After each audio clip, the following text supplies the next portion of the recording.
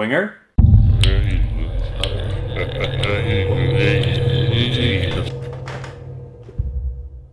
Must have had a wrong number. Anyway, let's take a look at some stuff that scared the crap out of me when I was a kid. When we were kids, the world was a vastly different place. The line between fact and fiction was not always as clear as it may seem today. As grown-ups, we watch horror movies for the thrill of it, but back then an imaginary threat like a monster on the screen felt just as real as any other. Without the critical thinking needed to separate reality from fantasy, we'd go into survival mode whenever we'd see something that frightened us, and real threat or not, when you're a kid, it's gonna leave an impression. Even if you grow up and you learn that Mactonite is not real, Mactonite cannot get you, you're still going to feel a bit unnerved whenever you meet someone whose head is shaped like the moon. You probably should be? I think at some point in my childhood, I must have gone outside the house for some reason and seen a person and been like, "What is that? Run! Run!" And that's probably why I don't like people. When something scares the crap out of you as a kid, that turns into a core memory that stays with you for the rest of your life. A part of you is always going to think, moon-shaped head, danger, even if you can't say it out loud because that would be racist. Ask anyone what scared them as a child and they'll probably mention at least one kids show. And no wonder, those shows were full of weird looking characters and puppets and talking animals and stuff that would mess with our young impressionable minds. I have kids shows to thank for a lot of fears, things that will still creep me out, and I mean it. As a horror fan, a lot of that stuff is really inspiring today. If I ever fulfill my dream of making movies, you bet you'll see a lot of what I'm going to talk about today in those movies. So let's take a little trip down memory lane.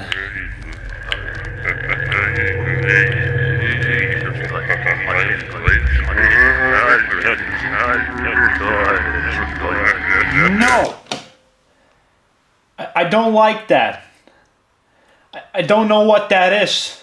I have this memory of a show I saw on TV sometime back in the 90s about a ghost. I think it was just a segment of the show, actually, but I haven't been able to find it online, so unless someone who sees this has it recorded on some old tape, chances are I'll never see it again. It's a piece of lost media, I guess. Now this was a long time ago, so my memory is a bit vague, but the way I remember it, it began with the ghost dancing to the song Alla är rädda för spöken, Everyone is Afraid of Ghosts by Swedish band Nationalteatern. And I remember it being in some dark, spooky looking room or an attic or something like that. And also, I think the ghost might have been holding a candlestick. At least that's how I remember it. As I said, it's a bit vague. I don't think this was ever meant to scare anyone. The ghost was just some person in a sheet with holes for the eyes and maybe the mouth too, I'm not sure, but it looked real enough for me at the time. And there I was, all alone in front of the TV, and suddenly there's a dancing ghost on the screen. Back then you could scare the crap out of me with less, so this was too much for me to handle. In the end, the ghost made friends with a bunch of kids in a playground, and all the kids were running around laughing and everyone was happy, but I didn't care if it was a friendly ghost. It was too late. I was already scared. Casper is a friendly ghost too, but he had pupils and he can move his face and smile. He's cute. 3 holes for a face is scary. You can call me silly all you want, but I still think that cliche ghost costume is creepy if used right. And maybe it's because of this show. I mean, it can be cute like in Charlie Brown and stuff like that, but I don't know. It's something about the way the sheet hangs and sways around the vaguely human shape in combination with a face consisting of black droopy holes that just rubs me the wrong way. Or the right way, because I like being scared. Thanks, show. We're just getting started, people. Let's move on to the real shit! Skrotnisse is a beloved Swedish puppet show about a man named Nisse who runs a junkyard together with his son Kalle. And together they have to help Nisse's old friend Bertil Enstöring, the hermit, escape from the evil city engineer Ture Björkman, who wants to get his hands on Bertil's life's work, his precious book. Bertil lives in a lighthouse in an island that can fly away because he really doesn't like people. He's everything I aspire to be. Later on, Bertil transports himself in a box to the Sahara Desert where he meets a magician who turned his wife into a vulture, who sends him back in time to meet Leonardo da Vinci, and then he flies back to the junkyard on a magic carpet with the evil city engineer who has been turned into a skeleton and then into a monkey and who is now a good guy who starts working in the junkyard and gets to sing on TV. This show is amazing. Everyone loves this show. It's super quotable and full of hilarious moments, and the sets and the puppets are really well made if you ask me. But the thing about the puppets is that they have these sort of cartoony, exaggerated features, but there's something human about them at the same time. They're somewhere in between realistic and cartoony, and that's the problem with puppets that you don't really have with hand-drawn cartoons. They look a bit too real, but also way off. People shouldn't look like that. Stop, don't say that, Chris, that's racist. It's like if you're a Neanderthal and you come across some other primate who's not quite at the same stage in evolution as you, and you go, hey, guy looks weird, I should probably get out of here. It's unnerving. I liked this show as a kid. I used to watch it all the time, but this guy, this Albert Einstein looking guy hosting the TV program about Bertil, I didn't like him at all when I was a kid. I had a dream that he was hanging around my house in a yellow jumpsuit for some reason, and he never really did anything, but I had the feeling that he was going to try and murder me, but someone killed him first and hung his body on our front door for some reason. Dreams are cool. There's something about the muted gray and brown color palette and the somewhat realistic look of the sets in this show that gives it a sort of dreary and dark tone. I mean, it's fun and silly, but look at it. It's not exactly the puppets. I mean the Muppets. It is the puppets. And I'm not alone in thinking that these kinds of puppets are creepy, but watching this show growing up probably helped strengthen that fear. If I had to pick two works of fiction that has shaped who I am as an artist, two works that has had such an impact on me that I wouldn't even be the same person today if it weren't for them, I would have to say Twin Peaks and the 1993 Swedish TV Christmas calendar Gubben Pettersson, Tomtemaskinen.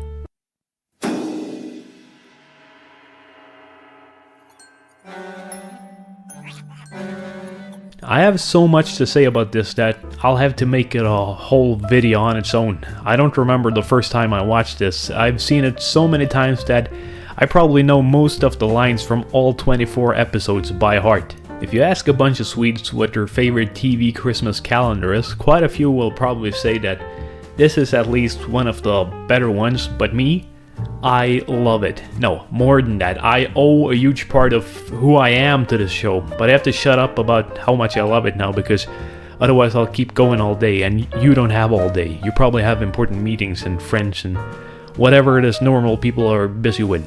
Tomtemaskinen, the Santa Machine, is based on a beloved series of children's books by Sven Nordqvist about an old man named Pettersson who lives with his cat Findus. Christmas is approaching, and Findus finds out that usually on Christmas Eve, Santa Claus will come to people's homes and hand out Christmas presents. Well, sort of Santa Claus. We have Santa here in Sweden too, but he's sort of a mix between Santa Claus and a creature from Swedish folklore, but it's a long story and I'll probably make a video where I just talk about that someday. So Findus wants Santa to come to their house too, of course, and here in Sweden Santa actually shows up and knocks on your door and hands out gifts to you in person, so Pettersson is not sure how to make that happen. He can't ask a neighbor to dress up as Santa for his cat, they'd think he's crazy, but Pettersson is a bit of a handyman, so he comes up with the idea that he can build a mechanical Santa, a Santa machine.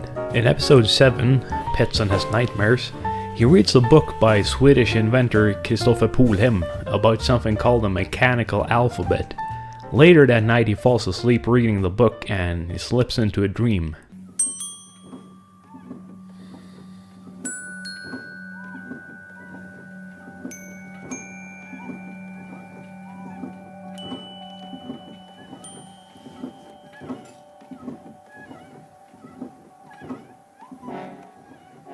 This still gives me goosebumps. In this scene, Petson walks up to what appears to be a man dressed as Santa Claus standing behind a counter, and for some reason Petson thinks that the man is Christopher Polhem, the Swedish inventor. So he asks for the mechanical alphabet, but he's nervous and keeps messing up the words.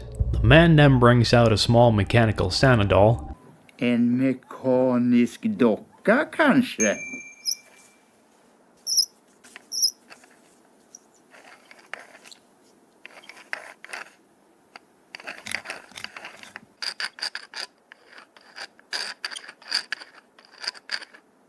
Petson tries to touch the doll but ends up accidentally breaking it. At first, the man behind the counter is upset because he says that Petson has ruined his finest invention, but then he starts laughing.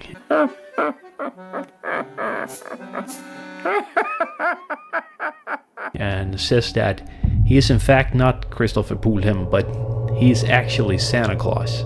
And when he takes his mask off, it's revealed that it was actually Petson all along.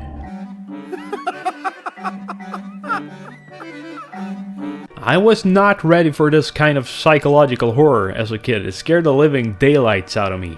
And there's so much to unpack here. I love this scene. The way the camera moves in as the man with the creepy emotionless Santa mask stands up behind the counter and the little doors open to reveal the cogwheel thing, and the squeaky sound it makes, and everything about this is so nightmarish and beautiful, and I love it. It's so ingrained into my creative subconscious. It's laid the groundwork for what I think is scary. Nothing can top this for me. And also, I just love Christmas. Maybe a little bit thanks to this show. I'm a Halloween guy almost all year around, but Christmas is just... I love Christmas. I don't know why I'm telling you this, but yeah, Christmas is great.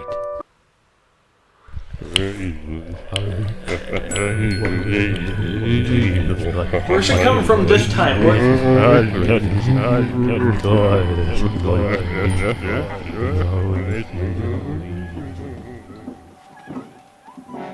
Who was it?